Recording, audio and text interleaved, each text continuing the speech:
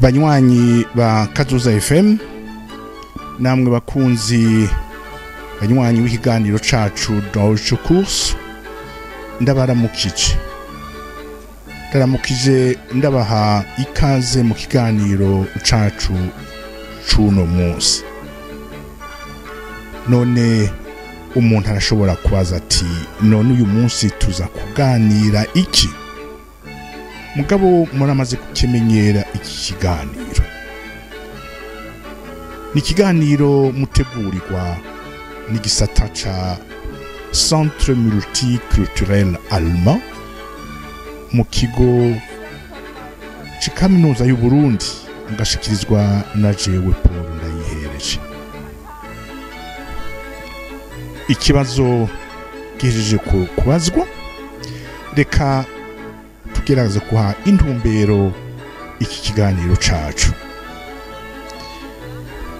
Kuri uno munsi tuza kubandanya tuganira ku bijanye n'ingene mu kidagi babaza igihe, ingene bavuga ikintu kijanye n'umwanya, ingene babaza amasaha umuntu aba agezeko, n'ingene umuntu ayasoma, n'ingene cane umuntu ayavuga. Ikintu nyamukuru ngaha twokwibukanya nuko iyo hageze ivyo kuvuga ivy'umwanya mu kidagi, hari uburyo bubiri butandukanye. Hari uburyo officiel n'ubundi buryo butari officiel, tubivuge gutyo. Officiel twarabonye, reka twibukanye yuko n'igihe umuntu ari mu nsamirizi, ari kumbonesha kure, canke ariko atanga ikiganiro canke ivyirwa mw'ishengero, ukuvuga ikintu catumweko en public assez large, canke n'ijambo rishikirijwe n'umunyeteka canke umutegetsi wari we wese. Aha hagize ikintu kijanywe n'umwanya, bavuga ayo masaha, reka ndabivuge mu gifaransa, officiellement. Ni bumwe muri bwa buryo bubiri mpejeje kuvuga yuko ushobora guca kuri voix officielle canke atari officielle. Voix itari officielle nayo ni ukukuntu mu kibano muvugana. Uri umunyeshuri kw'ishuri, uri umukozi ku kazi, muri wusi, canke uri kuraja iyo uja dans un moyen de transport en commun, canke aho abantu bafungurira canke bivuna akanyota. Ngaho aho ushobora gusanga iyo hageze kuvuga umwanya bakoresha imvugo novuga ino officiel. Biratandukanye rero. Officiel biroroshe, bafata ku biharuro bigize umunsi en terme y'amasaha. Umunsi ukaba ugizwe n'amasaha 28. Ngiyi imfatiro, bafatira ku biharuro kimwe gushika kuri 24. Aha naho mu bagenzi kumuhana canke uri kumwe n'abandi atari officiel, ni kuva kuri 1 gushika kuri 12. Kuva kuri 1 gushika kuri 12 iyo ari officiel, ni kuva kuri 1 gushika kuri 24. Ni ya masaha agize umunsi. Ahandi mwavyumvise ni igice c'amasaha 12. twarabonye ibijanye n'iki gice ca inofficiel atari officiel, ingene kw'ishuri wovuga umwanya, ingene mwibarabara canke muri sinema wovuga umwanya, canke iyo wagiye gukina umupira hamwe n'urunganwe. Naharuko ikibazo ni ca kindi, ni kimwe rudende, mbere n'intango y'inyishu ni imwe, haba bavuga officiel canke inofficiel. Duhere ku kibazo. Umugenzi wawe uwo muhagaze yicaranye arakubaje ati mbega umbonera ari isaha zingahe? Ikibazo ni wie viel Uhr ist es? Wie viel Uhr ist das? N'ikibazo. Wie viel Uhr ist es? Canke wie spät ist es? Wie spät ist es? Wie spät ist es? Mwabibonye ikibazo ni kimwe, mugabo naco ni gifise uburyo bubiri butandukanye ushobora kukibaza. Ubajije uti wie spät ist es? Nico kimwe ni nk'uko wovuze wie viel Uhr ist es. Nivyo amajambo ntasa, mugabo intumbero ni imwe rudende, nukurondera kumenya isaha. Wie spät ist es? Wie viel Uhr ist es? Haba officiel canke inofficiel. Uko niko umuntu abaza umwanya isaha mu kidagi, yaba officiellement canke yaba pas officiellement. Intango y'inyishu ni yayindi, yaba officiel yaba inofficiel.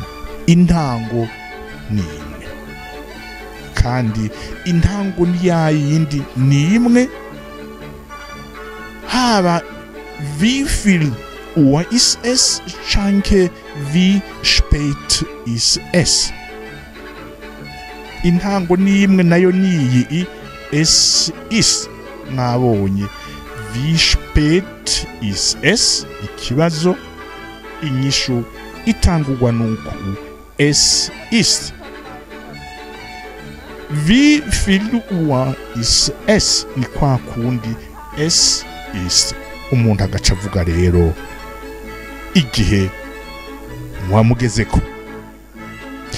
Reka tubanze duheze uru ruhande aho twabonye duciye mu ntambwe zitandukanye ingene avuga inofficiellement umwanya mu kidagi. Intambwe ya mbere twabonye iyo isaha koko ari pile l'heure. Il est 7 heures, il est 8 heures, ni saa moya, ni saa mbiri, ni saa tatu, ni saa yine. Heure pile. Mu kidagi, ce sont de ces notions ko umuntu abwirizwa kuba yarumvise kandi agafata biraza bikoro. Ni intambwe ya mbere aho bavuga volle Stunde. Volle Stunde ni saha yuzuye. Heure pile. Akarorero,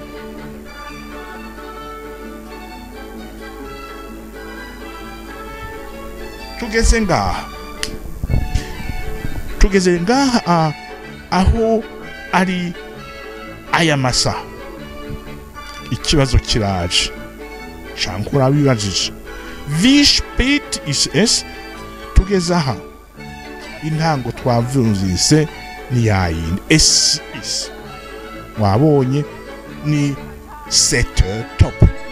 ni saa moya yuzuye, nta munota ubuze, nta munota urenzeko. Aha abiroroshe gose. Es ist ein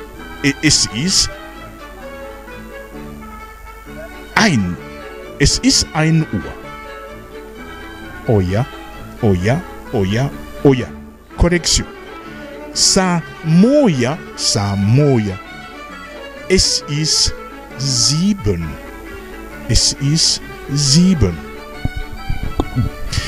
Ari saa cyenda. Es ist 9.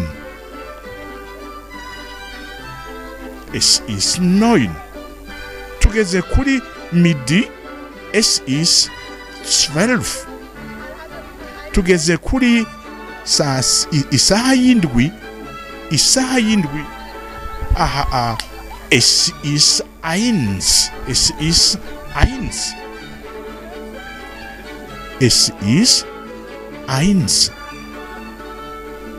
Tugeze kuri saa cyenda. 15. Es ist 3. Ngira ngo mwamaze kwibuka, mwabibonye. Inofficiellement ni kuva kuri kimwe gushika kuri 12. No kumenya rero yuko ndushobora kuvuga ikirenze na 12. Ucuva kuri nk'ubu tugeze minuit 24 heures. Es ist 0 Uhr. Es ist 0. Chanke. Es ist Mitternacht.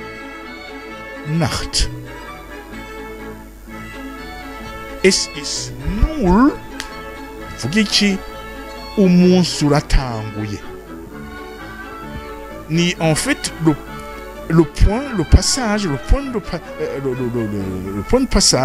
d'une journée à une nouvelle journée. Es ist 0. Es ist Mitternacht. Reka tugere ku isaha après iyo 0. Aha ucuhera kuri es ist 1. Ugaca rero ubandanya gushika kuri 12. Ugaca ubandanya 1, 12 etc. Volle Stunde biroroshe no kwibuka gusa ingene baharura mu kidagi. Guharura naho ibiharuro kimwe gushika kuri 12. Aha ni intambwe ya mbere. Ingene bandika, bavuga, basoma amasaha igihe ari amasaha koko pile. Intambwe ya kabiri nayo nyene twabonye ni gihe ico bita Viertel. Ni Viertel na chanke Viertel vor. Viertel harimo ikintu ca 4 nukuvuga ni un quart d'une unité de mesure. Iyo unité de mesure muri ibi turiko turarabira hamwe ni 60 minutes. Un quart de 60 ni 15 minutes. Rero iyo 15 minutes ishobora kuba ari 15 irenze ya heure pile canke ibuzemwo iyo un quart kugira ngo heure pile ibe. Akarorero ni 8h15 canke 9h45. 8h45, c'est l'heure qu'il est au moment où vous souhaitez bababwira isaha. Wie spät, kibazo ni cakin, wie spät ist es, wie viel Uhr ist es? Es ist Viertel nach. Nach nukuvuga irenze, na irenga, nach 8. Aha naho ni 9h45, ni toujours Viertel vor ibura iki, nompa ibura saa tatu, oya, kugira ngo saa yine igere l'heure pile habuze iminota 15. Viertel vor 10. Ucuvuga en fait l'heure supérieure. Akandi karorero dufate 13h15, dufate 16h45. 13h45 inofficiellement, pas officiellement, ni Viertel nach 1. Isaha indwi ni 1. Es ist 1. 1 irenze ko iminota 15. Viertel na 1, aha naho ni Viertel kuko 45, kugira ngo ishike ya unité de mesure 60 habuze ko 15 aussi, ni 15 ibura. Es ist Viertel vor 5, kuko l'heure supérieure ya 16h ni 17h. Ari saa 10 n'iminota 45 haba haburamwo iminota 15 gusa kugira ngo saa 11 igere. Donc Viertel vor 5. Uraba rero l'heure supérieure ugacuvuga ico kintu kibura. Ico kintu kibura ngaha ni mu ntambwe ya kabiri, ni Viertel en quart. Ça peut être un quart avant l'heure pile ou un quart, kuvuga 15 minutes avant le pile. Mu ntambwe ya gatatu twaravye ikintu kijanye na half. Half ni moitié. Mukube mwibuka iyo mvuze un quart de cette unité qui est de 60 minutes. Un quart irenga canke un quart ibura kugira ngo l'heure pile ishike. Half nayo no kuvuga ni la moitié de cette unité qui reste la même, 60 minutes, no kuvuga ni 30 minutes. Akarorero dufate 11h30. Tugeze kuri iyi saha 11h30. Umuntu aragutumbereye akubaza canke utumbereye uwundi umubaza uti wie spät ist es bitte? Bitte, Entschuldigung, wie viel Uhr ist es? Muribuka inyishu itangurwa na yayindi, la même formule, es ist. Ugacuvuga rero isaha tuba tugezeko muba mugezeko. Es ist 11h30. Es ist halb.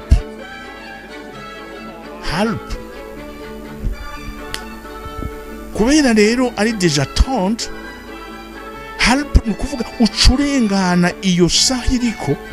Aha ni 11h, ugaca uhanga amaso kuri l'heure qui s'apprête à venir. L'heure qui s'apprête ici à venir ni 12h. Turi hagati na hagati ni 11h30 minutes. Mugabo inofficiellement bavuga ati halb 12. Halb 12. Dufate ni 19h30.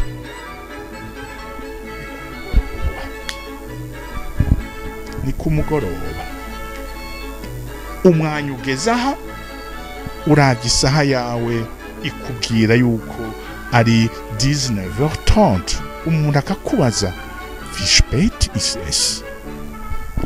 Kwishura ni ya ntango es ist 30.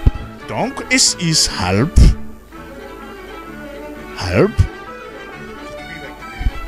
Turiko tuvuga amasaha de façon inofficielle ni ukuvuga iki ni hagati ya 1 na 12 ntushobora kuvuga 19 ntushobora kuvuga 20 donc es ist halb 2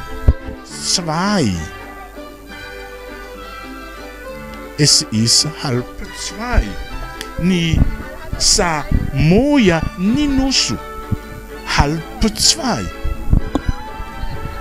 akandi karorero ka nyuma 21h30 kundi tugeze ku nusu inusu y'igihe ca 60 minutes donc es ist halb 30 21h ni saa 3 yo mw'ijoro saa 3 yo mw'ijoro ucuhanga amaso ukayashinga hehe kwisaha ikurikira si saa 3 ni saa 4 es ist halb 4 ngiyi intambwe ya gatatu twari twabonye kwari ukwibukanya gusa intambwe ikurikira urumva duhejeje kubona successivement igihe l'heure ari pile saa moya saa 3 saa 10 heure pile denze ku minota 15 canke ibura 15 canke 30 minutes irenga mbega basoma gute bavuga gute bishura gute igihe twovuga mu ntambwe ya 4 ni tuvuge ni saa moya n'iminota 5 ni saa 4 n'iminota 10 ni saa n'iminota 11 aha ho ni saa moya irenga iminota 5 aha ni saa 4 irenga iminota 10 aha ni ku mugoroba saa 12 zirenga iminota 11 ubivuga gute wie spät ist es es ist iyi minota es ist 5 es ist 5 gatanu ni 5 es ist 5 irenga nach es ist 5 nach 7 es ist 5 nach 7 nukuvuga iki ni iminota 5 irenga nach saa moya saa 4 ni minota 10 no ngaha irarenga es ist 10 nukuvuga iminota 10 irenga kuri saa 4 10 nach 10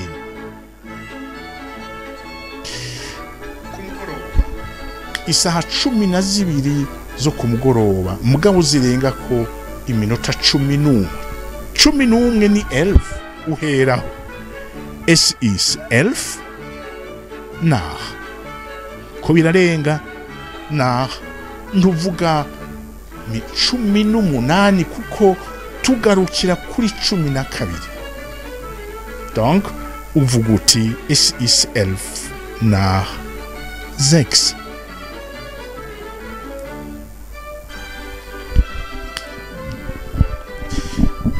nguko rero uko bigenda igihe ari minota irenze l'heure pile mbega ibuze naho reka tuvuge ni saa 2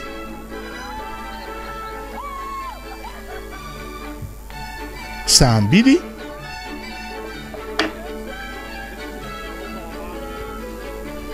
ni saa 2 ni minota 55 saa 2 irenga iminota 56 aha habuze iminota 4 60 kuramo 56 hasigara kane. Es ist 4. Es ist 4. 4. Ibura. Ibura ni ukuvuga vor. Vor. Es ist 4 vor. Habura iminota ine ngo ibe saa tatu. Il est 9 moins 4. Es ist 4 vor 9. Vor 9. Reka turabe ni saa yine n'iminota 58. Ni saa yine irenga iminota 58. Ni ukuvuga habuze iminota 2 gusa kugira ngo saa 5 igere. Es ist 2. Es ist 2. Ibura vor 11. Uraba isaha ikurikira. Rero ngaha ni igihe ari minota iri hagati ya 1 gushika kuri 4. Aha ni igihe ari umunota umwe gushika kuri 4 imbere canke inyuma ya pile. Iminota umwe, iminota 2 gushika kuri 4 irenga isaha pile.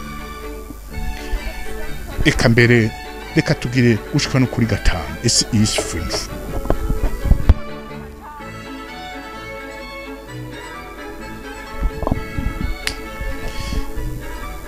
Iyindi ntambwe ariyo ya nyuma noshikako ni igihe bihera kuri tuvuge saa moya n'iminota 21 no saa moya ishika kuri 20. Aha ushobora kuvuga kubiri gutandukanye. Ushobora kuvuga ni minota 21 irenga saa moya. Iminota 29 irenga saa moya. Ni ukuvuga iki? 21 nach 7. 29 nach 7. Mugabo ushobora gufatira kuri aussi la moitié ya half. Aha bigenda gute? Ucufata 30 half la moitié ugakuramo 20 hasigara iki? 9. Aha naho ha 30 gukuramo 29 hasigara 1. Bica bivuga ngo iki? Ari saa moya n'iminota 21. Ushobora kuvuga uti es ist 21 nach 7. Chanke es ist 29 nach 7. Chanke es ist 9 vor. Habuze iminota 9 umunota umwe kugira dushike kuri ya saa. Nuko rero bavuga officiellement canke inofficiellement bivanye n'uwo muri kumuganira n'uwo muvugana. Kuri bimwe bya hagati ya rimwe gushika kuri 4 tagaruke gatonya. Aha ushobora kuvuga yuko es ist kurz vor canke kurz nach canke es ist gleich. Isigura iki? Isigura yuko mukanya turashika kuri yasa kurz quelques minutes ibura canke quelques minutes irenze. Umwanya usa n'uriko uratugura. Reka tugeze ngaha ku kijanywe n'iki kibazo cyo kuvuga gusoma amasaha mu kidagi, aho duhejeje kubona intambwe zitandukanye bivanye n'igihe umuntu ayavugira ko abarije ko naryari bamwishura. Reka duhana isango ku ndwi iza ndababwira nti naho ukeye Imana ibahezagire. Kazoza FM, be your own boss.